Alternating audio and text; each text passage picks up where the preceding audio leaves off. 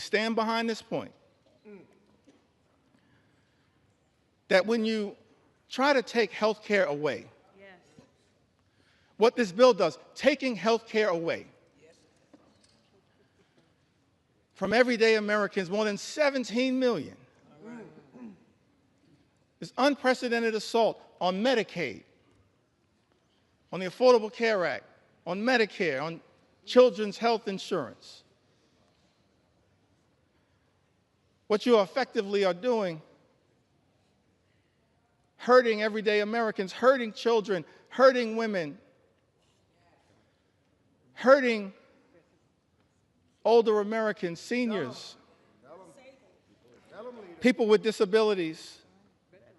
Nursing homes will close. Hospitals will shut down. Community-based health clinics unable to operate. We're actually here debating legislation, Mr. Speaker, that will result in tens of thousands of everyday Americans losing their lives because of the inability to get health care that they now have and is being ripped away from them. John 10:10, the thief comes only to steal and kill and destroy. All-out assault on the American people. All-out assault on health care, the economy, Social Security, Medicare, Medicaid, nutritional assistance, veterans, farmers, law-abiding immigrant families, small business owners. All of the things that we've spent some time on this House floor talking about, that this bill is trying to destroy. Destroy the American way of life. Can't find anything in the Bible and the New Testament, certainly not in Matthew 25 and 35. Matthew 25, the 35th chapter, and all the way through the 40th verse, but somehow I happened upon John 10:10. And thinking about this one big ugly bill. The thief comes only to steal, kill, and destroy. But America is a resilient nation. We're an exceptional nation. We're a strong nation. We've been through turbulence, trials, and tribulations. And we always somehow have found a way to make it through. Because of the resilience, Mr. Speaker, of the American people. So whatever happens today as it relates to this one big ugly bill, if my Republican colleagues decide that once again, Mr. Speaker, you're simply going to make the decision to serve as a reckless rubber stamp of President Trump's extreme agenda, I still have faith in the United States of America.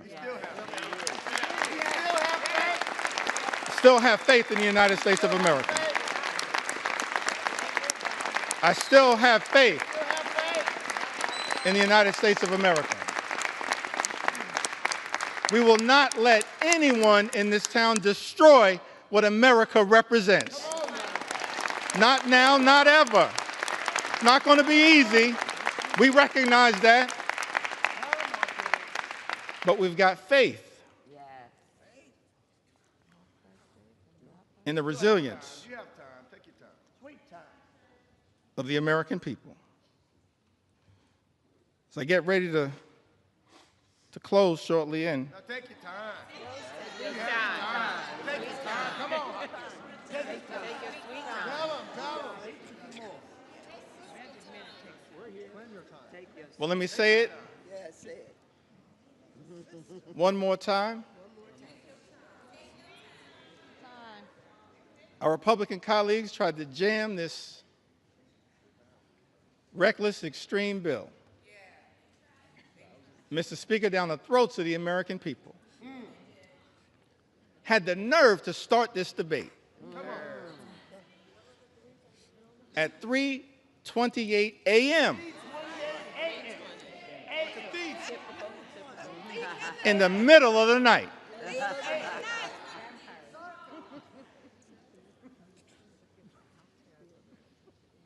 But we made clear that we were going to expose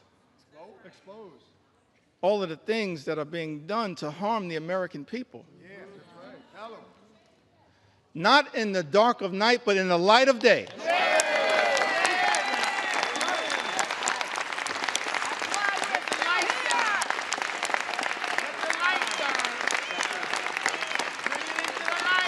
This little light of mine, we're going to let it shine on behalf of the American people.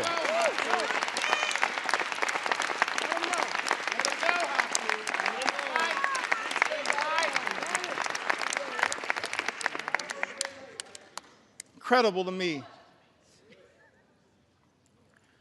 that Republicans would try to jam this one big ugly bill down the throats of the American people in the dead of night. And then, to add insult to injury, Mr. Speaker, allocate 15 minutes. 15 minutes to each side on the committees of jurisdiction. Shame. What a shame. 15 minutes to the Ways and Means Committee on each side. 15 minutes Take your time. Take your time. to the Budget Committee. That's extraordinary. But I'm thankful, I'm appreciative of all of my colleagues who stand behind me. That's right.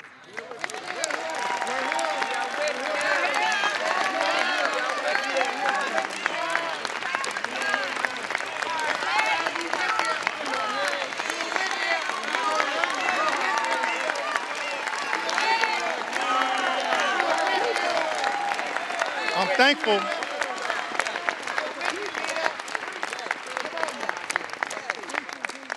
Thankful to all of my colleagues for their commitment, their courage, their conviction, standing up on behalf of the American people to deliver, hopefully, what is a message of concern, but also a message of hope. Come on. That's right. Oh, We got to fight a lot of battles on behalf of the American people. It's not over. It's not over. Fighting a lot of battles on behalf of the American people. This is just one of them. this one. But we wanted to make sure that the American people had an opportunity to fully and more completely understand, in the light of day, just how damaging In the light. this one big, ugly bill will be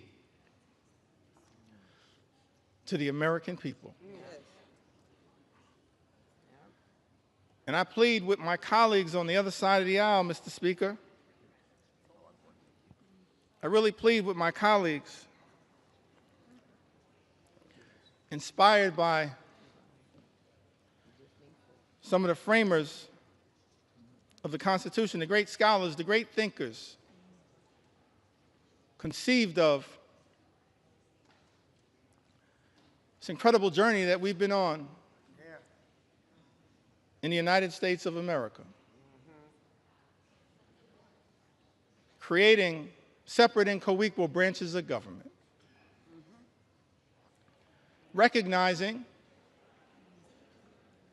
that in this country, part of the gift that we were given by the framers of the United States Constitution, no kings, no dictators, no monarchs,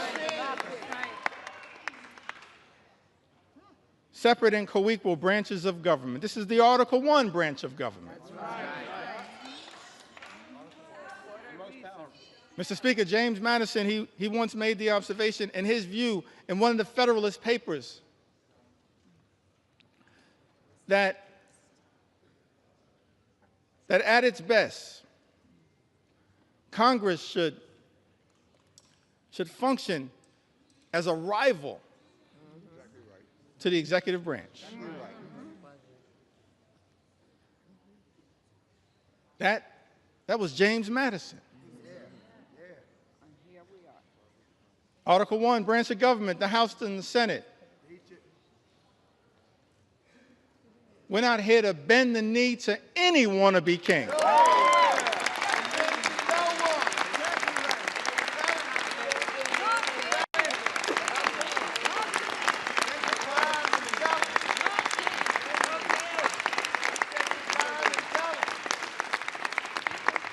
Mr. Speaker, we're not here to bend the knee to any wannabe king. We're here to be a rival to the executive branch in the best spirits of the House of Representatives, to push back against an out-of-control executive branch. That's the framers' vision. I said that's the framers' vision. That's what they said. The framers' vision. And so as we prepare to take this consequential vote, Mr. Speaker, I just urge many of my colleagues Take your time. in government, my colleagues on the other side of the aisle,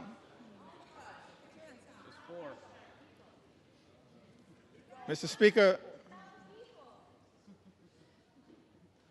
we don't work for President Trump.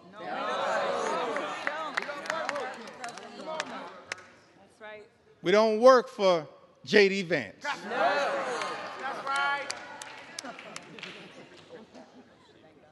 We don't work for Elon Musk. That's right.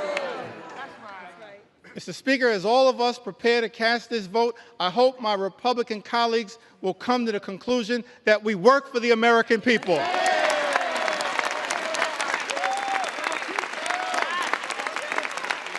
We work for the American people.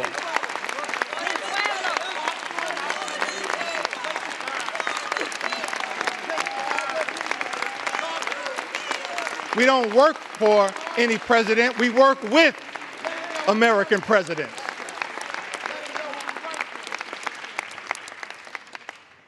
We work for the American people. So it's my hope that as you evaluate this bill, all of the harm that is being unleashed on the American people, ripping health care away from more than 17 million Americans, effectively ending Medicaid as we know it, shutting down hospitals, including in rural America, in districts, Mr. Speaker, that my colleagues on the other side of the aisle represent. That's right. They're people. Nursing homes closing. 1 in 4 nursing homes, Mr. Speaker, will close as a result of the attack on Medicaid and Donald Trump's one big, ugly bill. Mr. Speaker, this is extraordinary. This assault on everyday Americans, assault on children, veterans, seniors, people with disabilities. It's incredible to me. All of this in this one big, ugly bill. Take your time. Ripping food away from children, literally ripping food out of the mouths of hungry children, hungry veterans, and hungry seniors. Mr. Speaker, that's not America. We're better than that.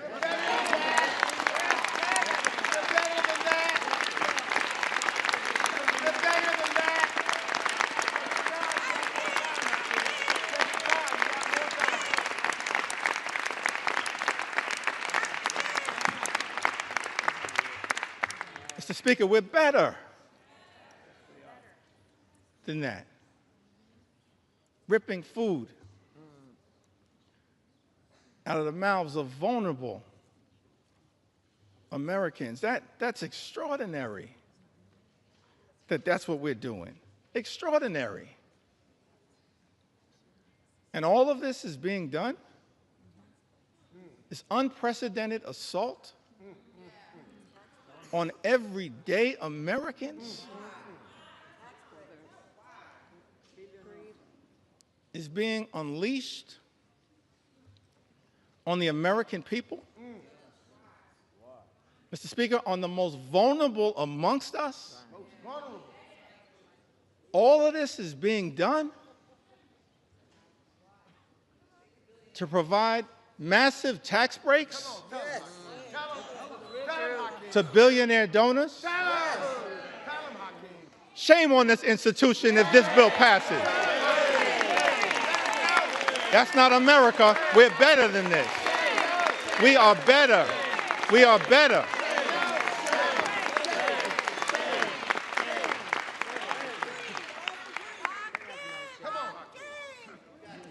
We are better than this. I think that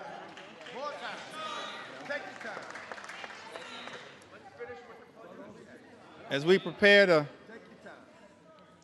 vote on this one big, ugly bill, That's right. tough time for people in the United States of America. It's extraordinary extremism unleashed on the American people. Mr. Speaker, my colleagues on the other side of the aisle promised to address the high cost of living. Nothing in this bill will meaningfully lower the high cost of living in the United States of America. Nothing. It's incredible to me. All of the promises that were made by some people in this town. That the top priority was going to be to lower the high cost of living in the United States of America. And then, all of last year, ran away from Project 2025. Come on. Acted like it didn't exist. That's right. And then, Mr. Speaker, people come to town, they're in the majority now, and every single part of the extremism that we've seen unleashed on the American people is connected to Project 2025.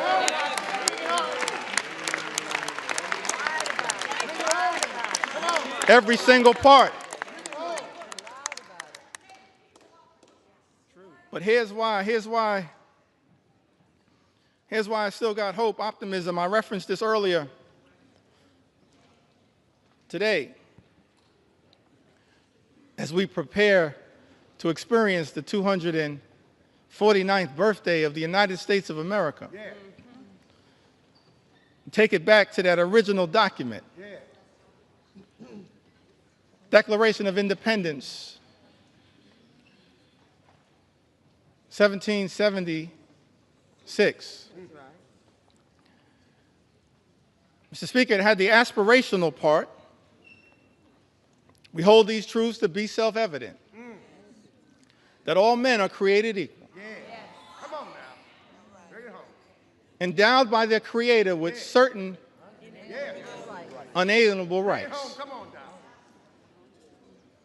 that among these are life, liberty, and the pursuit of happiness.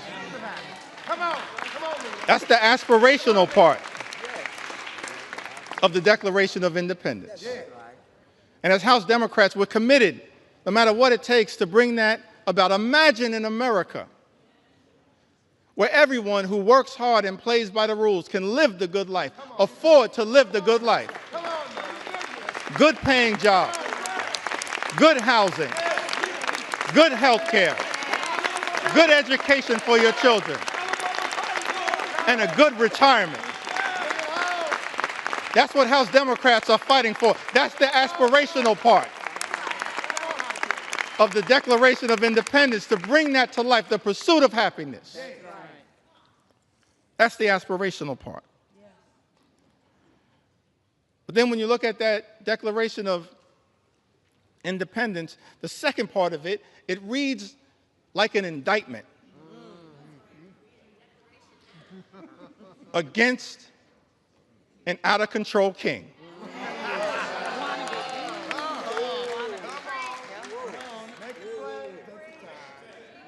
Reads like an indictment against an out-of-control king. I commend all Americans, perhaps sometime tomorrow, I'm going to do this myself, read that document in its entirety. And why was that indictment issued? I think it was because the framers of this great country, they were fed up with Project 1775. And so they implemented Project 1776.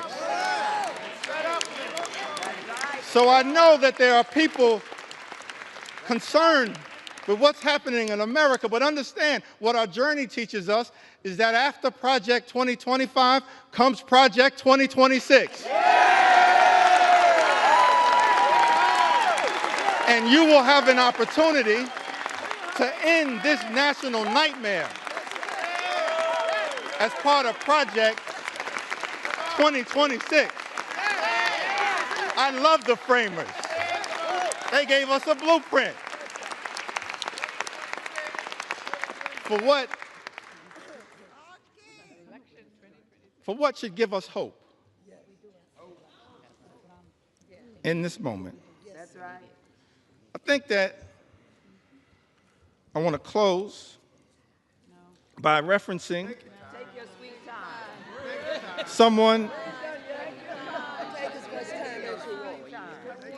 someone who we all serve with. I want to stand on the shoulders, if it's okay, on some of our civil rights heroes and foot soldiers. Yes, yes. Those whose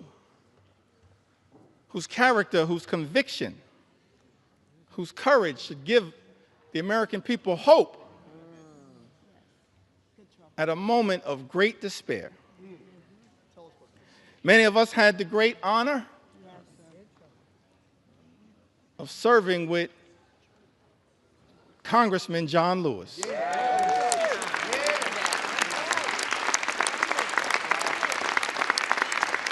The great honor, Mr. Speaker, to serve with Congressman John Lewis. That's right.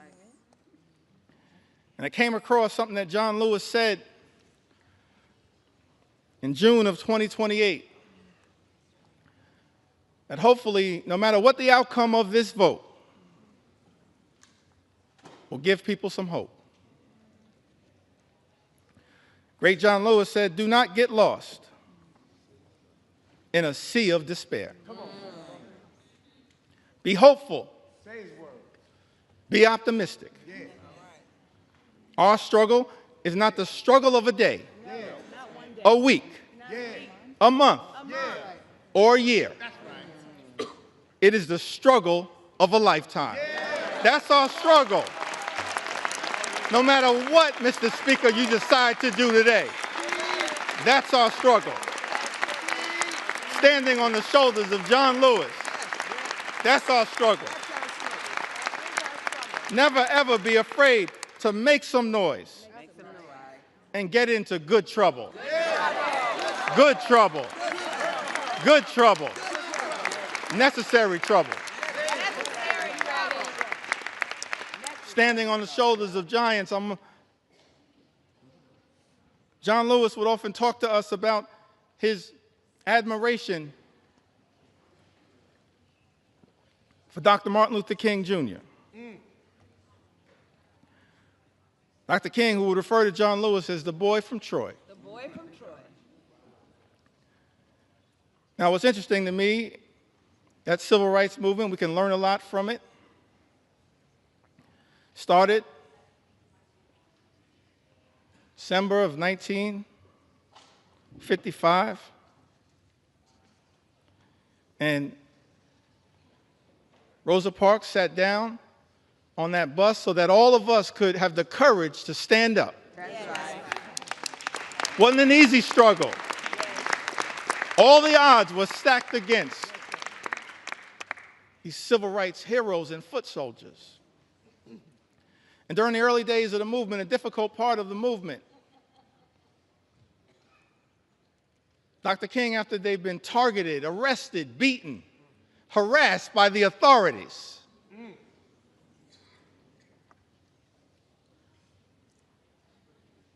he traveled to Brooklyn, New York, and spoke at the Concord Baptist Church. I think it was in March of 1956.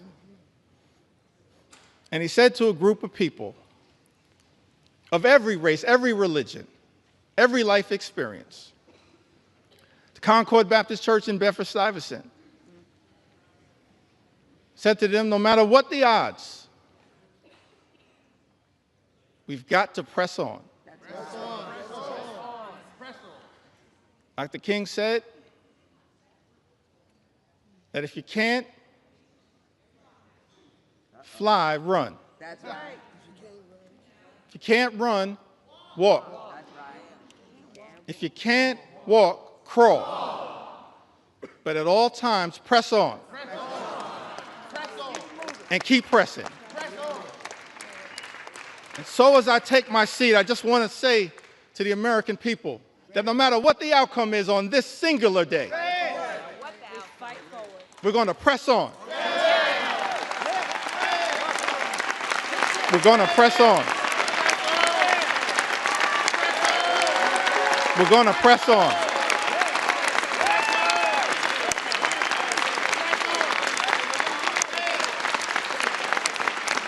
We're going to press on for our children, press on for our seniors, press on for our veterans, press on for our unions, press on for our farmers, press on for our dreamers, press on for working class Americans, press on for the middle class, press on for all who aspire to be part of the middle class, press on for the poor, press on for the sick, press on for the afflicted, press on for the least, press on for the lost, press on for the left behind, press on for the rule of law, press on for the American way of life, press on for democracy.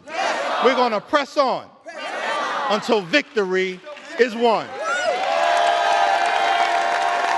I yield back.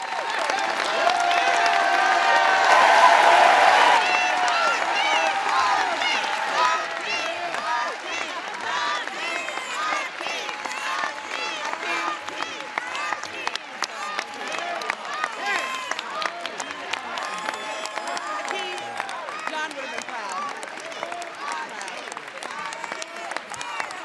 High king, high king, high king, high king.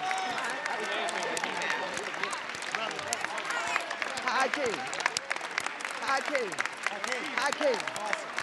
Awesome job. Thank you. That's us. Did he do it? Did he do it?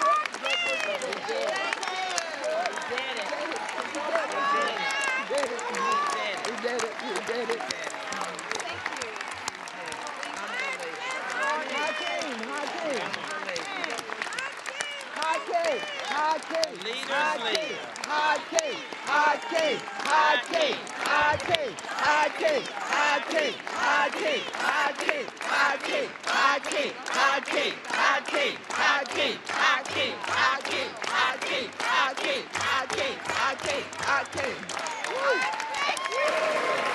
gentleman from Massachusetts.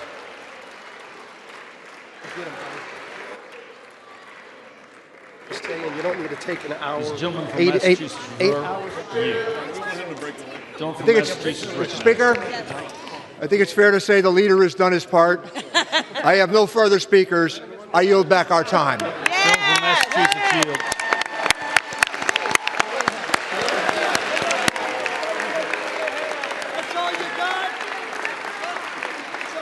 Gentleman from Missouri is recognized for 1 minute. You have 2 minutes remaining. Mr. Speaker, could we have order? The House will be in order.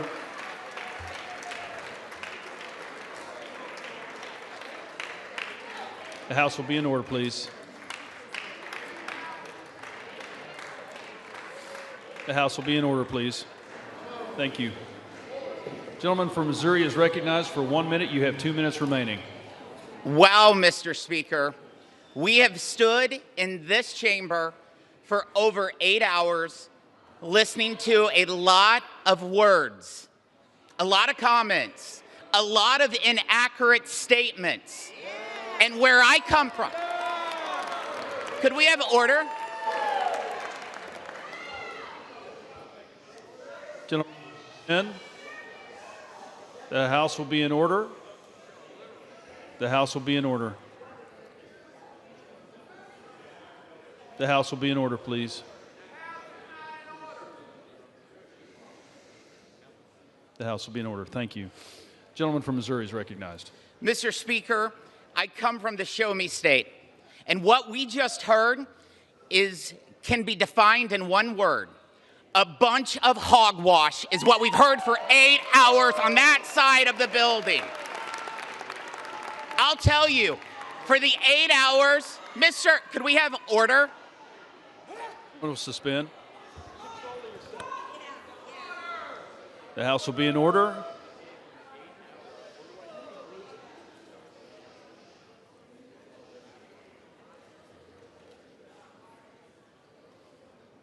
Thank you. He's recognized. Mr. Speaker, the 8 hours of hogwash that we just heard will not change the outcome that you will see very shortly when we deliver historic tax relief for working families, small business owners, and farmers. Mr. Look. Yeah. Mr. Speaker, I yield 1 minute to our great Speaker of the House, Mr. Mike Johnson.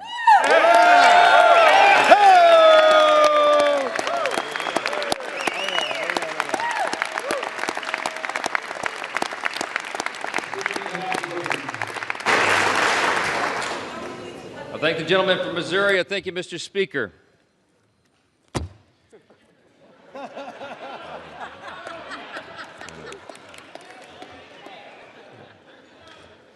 You know, Ronald Reagan said one time that no speech should be longer than 20 minutes, and unlike the Democrat leader, I'm going to honor my colleague's time and be a little more brief than that, all right?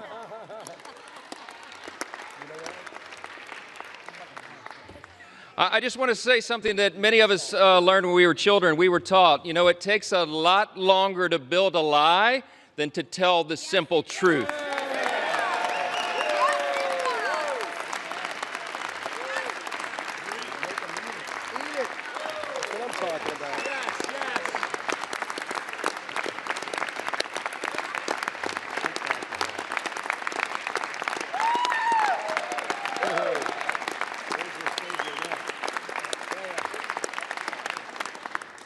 My friends and colleagues on both sides of the aisle, we've waited long enough. Some of us have literally been up for days now.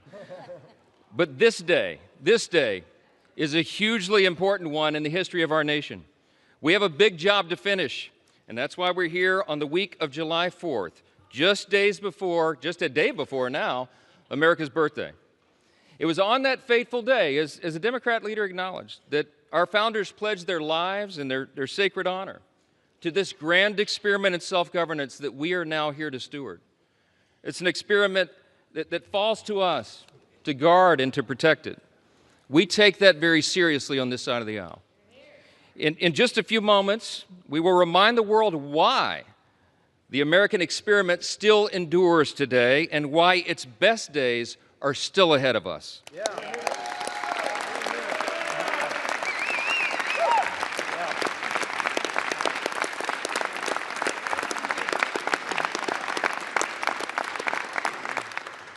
Mr. Speaker, with one big, beautiful bill, we are going to make this country stronger, safer, and more prosperous than ever before. And every American is going to benefit from that. Yeah.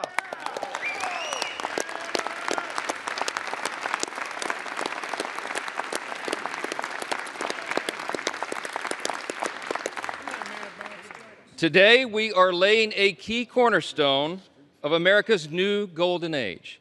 Now listen, we have a few words of gratitude first. Scripture's been cited a lot this morning, I think mostly out of context, but what I will say, one thing that we know about Scripture is that we're supposed to give honor where honor is due, and that's what we do on this side of the aisle. I want to thank every single member of the House Republican Conference for their pouring their time and their heart and their expertise and experience into this process. I want to thank all of our amazing staff members, all of them. Yes.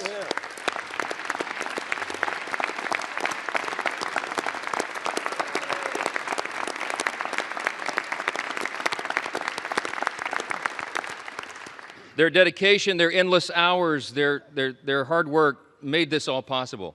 I want to thank the White House Office of Legislative Affairs, who have basically lived with us now for the last few weeks. Their patience and persistence and their professionalism is greatly appreciated. Our country's incredible cabinet secretaries have been involved as well. They've assisted us in countless ways throughout this process. Our Vice President, J.D. Vance, helped us navigate so many dire straits along the last several weeks through the House and the Senate. And of course, our bold, visionary, fearless President, Donald J. Trump.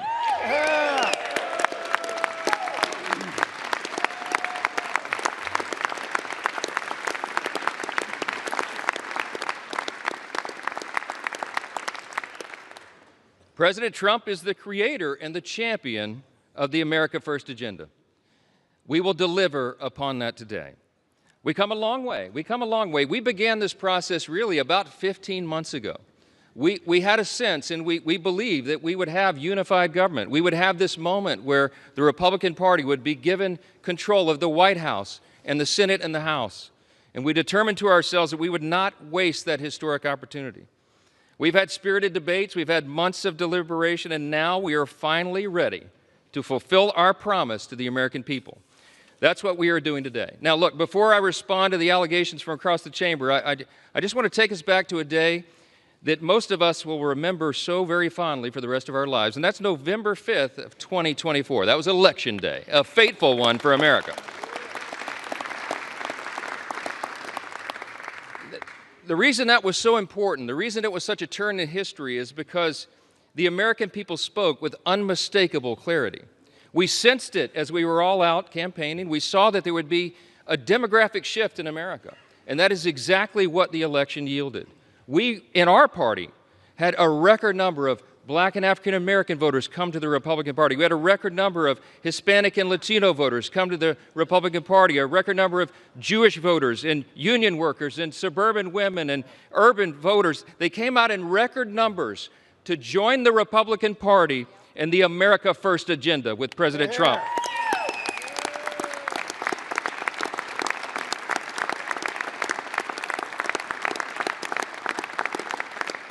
That election was decisive. It was a bellwether. It was a time for choosing. And I tell you what, the American people chose overwhelmingly. They chose the Republican Party. And the reason they did that, they didn't come hesitantly. They came with hopeful anticipation. You know why? Because this is not your father's Democratic Party, okay? Amen. They went so far, full speed, to the far left. And their radical, woke, progressive agenda, that nonsense that they tried to push on the people, was rejected by the people. Yeah.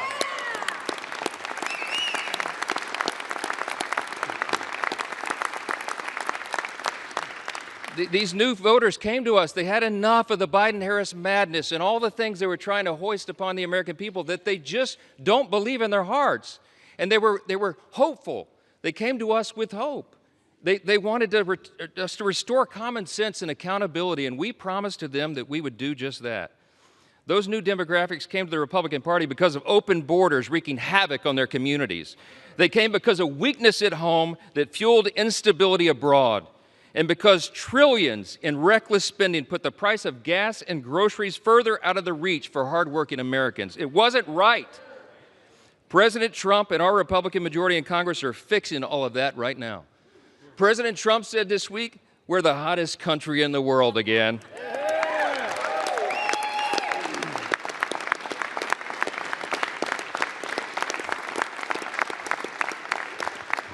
My friends, that is an objective truth. Hey, listen, how about all the wins for the president and this party? Here's just a sample from the last 2 weeks.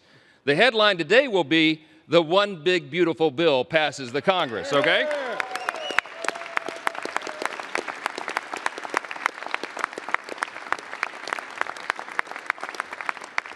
You got to hold your applause. There's too many wins. Are you tired of winning yet?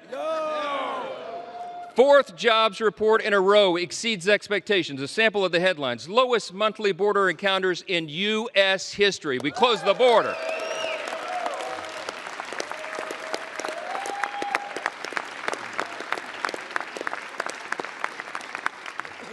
Last couple of days, a new trade deal with Vietnam and all the countries of the world, around the world lining up for that. UPenn agrees to ban biological men from women's sports.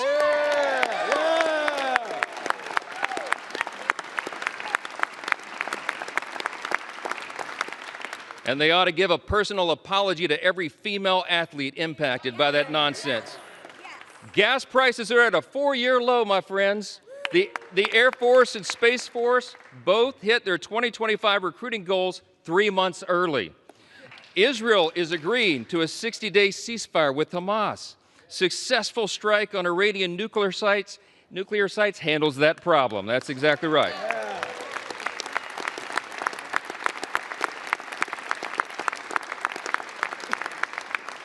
Strength is back. America's back. It's resulted now in a ceasefire deal between Iran and Israel. The NATO countries are increasing their defense spending, not just 2%, 5% of GDP, okay?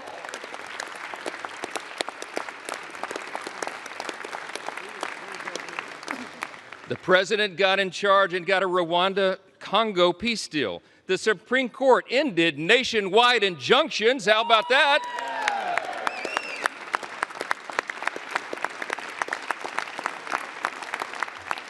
That conservative majority on the Supreme Court also allows third country deportations. We've had a record high stock market, and we're signing a China trade deal. That's just the last 2 weeks.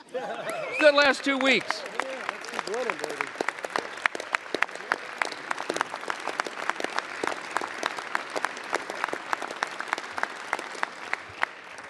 So many simple truths to share, and so little time to do it, because I want everybody to have a break here. But I just want to say this. It's really nice to hear my Democrat colleagues suddenly take an interest in working Americans again. Did you pick up on that theme today? Let's be clear. Working Americans stopped trusting Democrats a long time ago. That is a fact. They're looking to this side of the chamber. They're looking to the Republican Party and our principles to deliver the relief and the reform that they have long demanded and they most certainly deserve. This big, beautiful bill fulfills all the promises of the America First agenda. It is the people's bill. It is made for and shaped by the most diverse coalition of American voters in American history.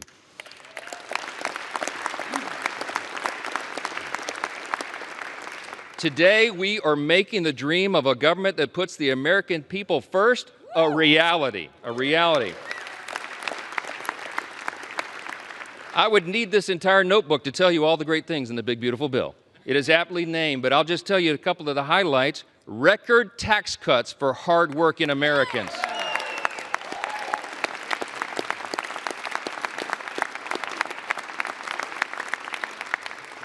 historic savings at the same time to end reckless spending. We got energy dominance coming back to power our future. We have a secure border to protect American families. We have a strong military to restore peace through strength. And we have a government that is now accountable and responsive to the people once again. That's what we're delivering.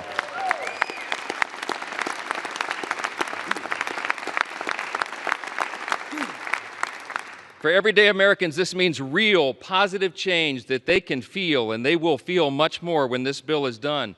Families back home will have real relief, an average of $10,000 in their pockets, thanks to the largest working and middle-class tax cut in the history of this great nation. That's what we're doing today.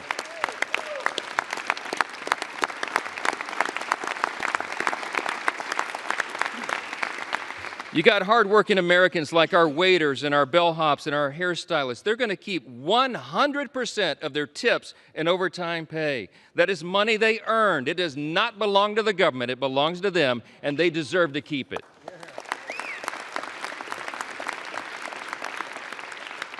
Small businesses that want to build and expand new factories, you know what they can do now? They can write off 100% of their investment.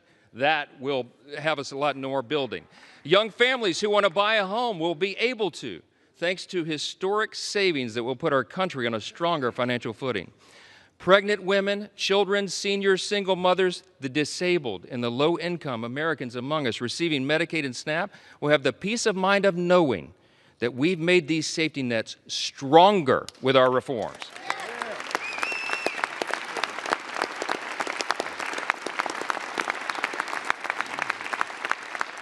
See, when Republicans are in charge, we bring common sense. We're going to make sure that Americans who do need and deserve those critical programs won't have to compete against people who can work but choose not to do so. That's not right.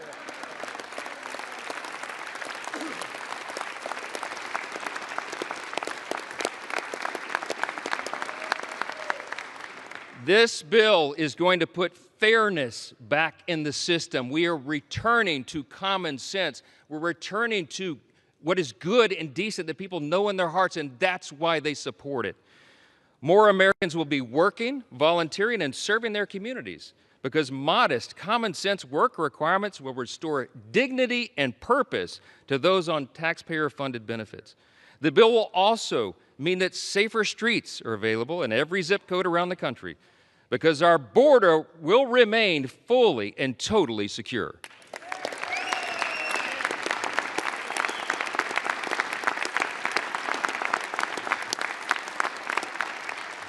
The Republican Party stands for law and order, and this is the side that stands with law enforcement, the brave men and women who are on the front line.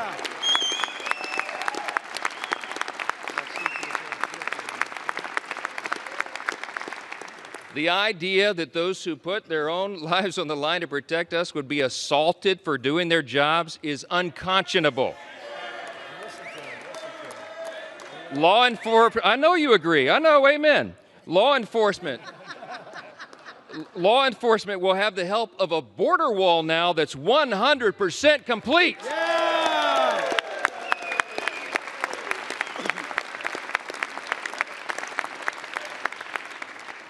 Our immigration enforcement officers will get a boost from more manpower and resources and detention space so that detained illegal aliens are not released back into the streets like they were for the last 4 years.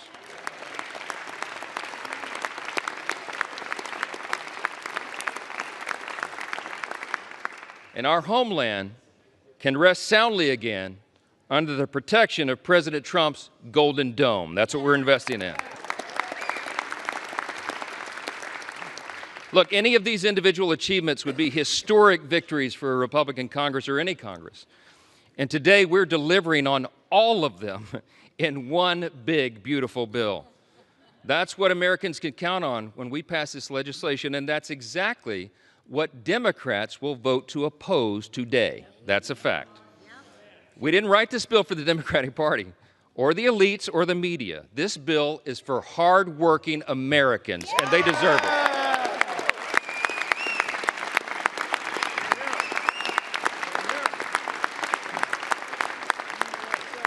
I'm gonna just say this as plainly as I can. This is a simple truth. If you're for a secure border, safer communities, and a strong military, this bill is for you. If you're for common sense fiscal responsibility and reducing the deficit, this bill is for you.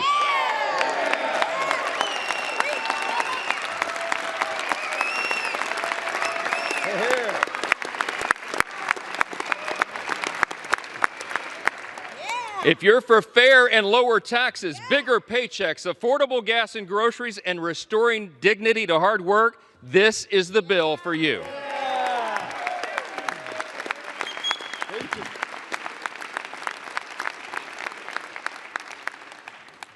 It makes no difference whether our colleagues on across the chamber speak for 25 minutes or 25 hours. They can't change the truth. And today was about performance for some of them. But today for us is about results.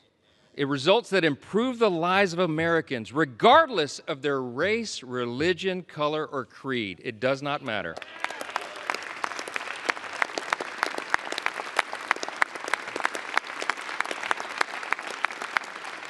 I tell you what, Ronald Reagan used to remind us you can always trust the American people, and we do trust the American people, and they can discern the difference.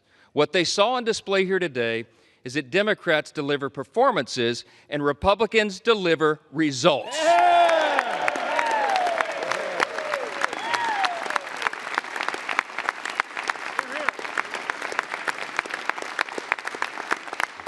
Today, my friends, we are ready now. We are going to deliver what we were sent here to do, and every American will benefit from it. In 1793, just steps from where we stand today, President George Washington laid the first cornerstone of the United States Capitol. Over 50 years later, on July 4th again, members of this body gathered once again to lay a second cornerstone. Once more on July 4th, at the height of the Cold War, Congress laid a third cornerstone. And this week, with this vote today, on our nation's birthday being tomorrow, we lay a fourth. With this bill, we can vote as stewards of that great legacy that we have inherited in this extraordinary nation that we are blessed to live in. We can lay another sturdy foundation for the future of this country, a future where working Americans can feel relief, where government can finally start living within its means again, and where the United States is safer, stronger, and more prosperous than ever before. That's right. Now, I'm going to say this as they mock America and mock everything and mock the bill. We'll see how the people feel about that. Yeah.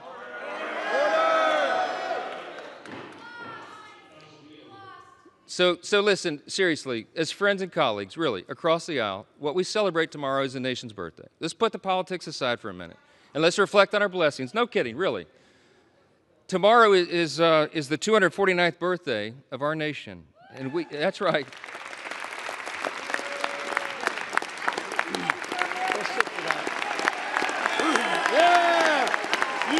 USA! USA! USA! USA! USA! USA! USA! USA! USA! USA! USA! USA! I mean this sincerely. I thank my colleagues for standing. We all should be united in that. We are. We have squabbles, we have partisan debates and all of this, but at the end of the day, we're all Americans, man.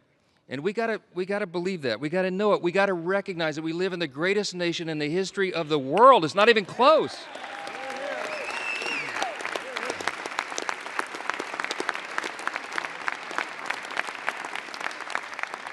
My friends and colleagues, we are so blessed. We should not take it for granted. We live in the most free, the most successful, the most powerful, the most benevolent nation that has ever been on the face of the earth. And there's a reason for that. The reason that we are the greatest nation is because we were built on the ultimate foundation. And the bold declaration that my friend Hakeem Jeffries articulated earlier is true. We unite under that. The bold declaration that we do hold these truths to be self-evident. What is a self-evident truth? It's something that's obvious. We hold these truths to be self-evident that all men are created equal. It does not say born equal. It says created equal. And that it is our Creator, yes. It is our Creator that gives us our rights. See, the powerful thing about that is we're the first nation in the history of the world that acknowledged that our rights do not derive from government. They come from God Himself.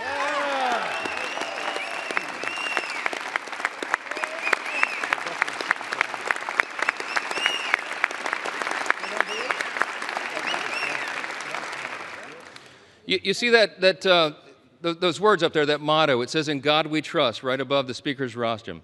You know, a previous Congress put that there in the early 60s in the height of the Cold War. There's a little visitor's guide that people get when you do tours late at night. You've probably seen your constituents and visitors and friends get the guide. If you turn, I think it's about to page 21. It explains why that's there. And it says, Congress voted to put that there as a rebuke to the Soviets' worldview at the height of the Cold War. Why? Because communism, socialism, find their root in Marxism. And Marxism begins with the belief that there is no God. It's wrong.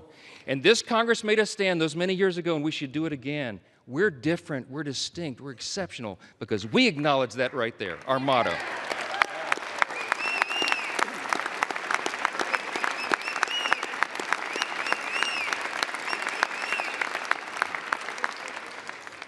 It doesn't say in government we trust. It says in God we trust. And we better remember that. He has blessed us with His grand experiment in self-governance now for almost 2.5 centuries. And by God's grace, we are working hard and we are delivering on our promise to make America great again.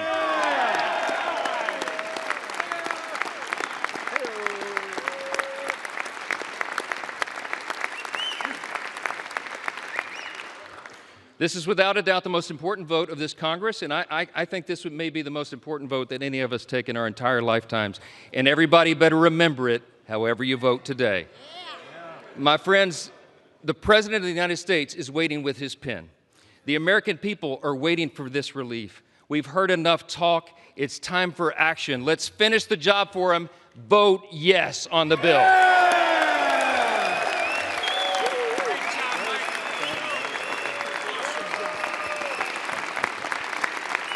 With that, I yield back.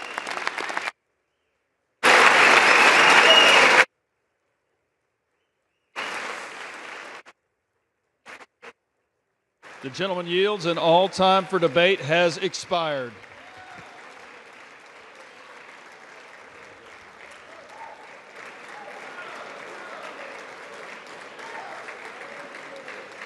Pursuant to House Resolution 566, the previous question is ordered. The question is on the motion by the gentleman from Texas, Mr. Arrington. All those in favor say aye. Aye. Those opposed, no. No. The ayes have it. The motion is agreed to. For what purpose does the gentleman from Massachusetts seek recognition? Ask for a recorded vote. Vote is requested. Those favoring a recorded vote will rise. A sufficient number having risen, a recorded vote is ordered. Members will record their votes by electronic device. This will be a 15-minute vote.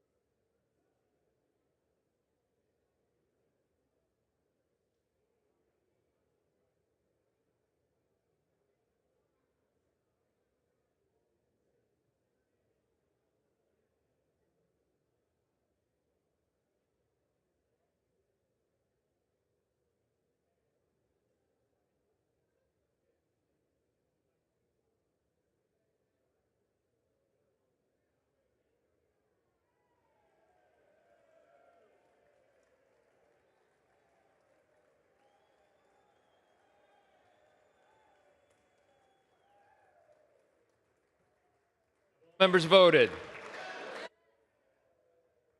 Or wish to change a vote? No.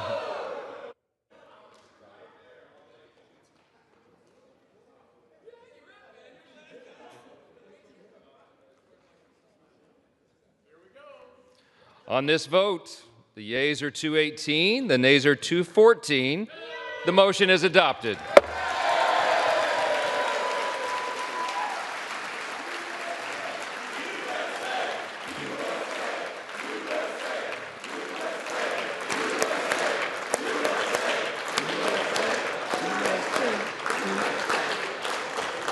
Without objection, the motion to reconsider is laid on the table.